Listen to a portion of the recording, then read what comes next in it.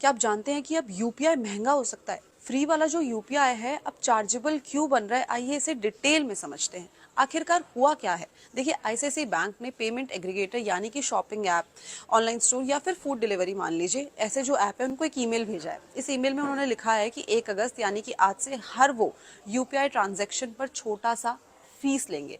अब देखिए, जब आप किसी को भी पेमेंट करते हैं तो वो पेमेंट जो है वो डायरेक्टली सेलर तक नहीं जाता, बल्कि पहले एक पीए के पास जाता है, यानी कि पेमेंट एग्रीगेटर के पास जाता है। पेमेंट एग्रीगेटर जैसे कि रेजर पे हो गया, कैश फ्री हो गया, पेयू हो गया, इसके अलावा भी काफी सारे पीएस मार्केट में अवेलेबल है।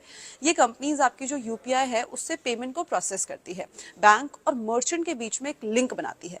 अब देखिए, जो आईसीआईसीआई बैंक है वो क्या चार्जेस कर रहा है उस पर नजर डाल लेते हैं। अगर पीए का बैंक अकाउंट आईसीआईसीआई में है तो 2 बेसिस पॉइंट्स का चार्ज लगेगा, यानी कि करीब करीब 6 रुपए प्रति ट्रांजेक्शन। और अगर अकाउंट जो है वो आईसीआईसीआई में नहीं है तो 4 बेसिस पॉइंट्स का चार्ज, यानी कि 10 रुपए के आसपास हमें चार्ज देखने को मिल सकता है, ट्रांजेक्शन फी देखने को मिल सकती है।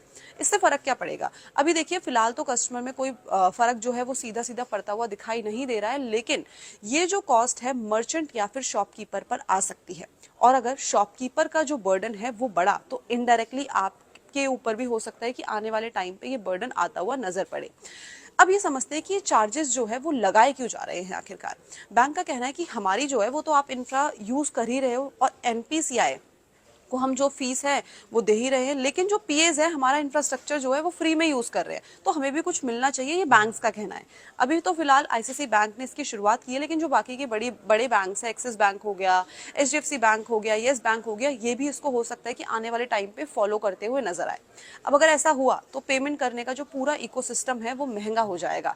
इससे सबसे ज्यादा असर किस पे पड़ेगा वो भी देख लेते हैं। जो छोटे और मिड साइज वेंडर्स है वहां पे हमें सबसे ज्यादा असर पड़ता हुआ दिखाई दे सकता है, क्योंकि उनके पास लार्ज बैंक बैलेंस या फिर हाई ट्रांजैक्शन वॉल्यूम नहीं होता जिससे वो चार्जेस के लिए वेव ऑफ की अपील कर सके। देखिए, यूपीआई जो है ना अभी भी फ्री है, लेकिन पीछे से जो हलचल है वो काफी ज्यादा मच चुकी है, तो हो सकता है कि आने वाले टाइम पे ये बर्डन आप पर भी आता हुआ नजर आए।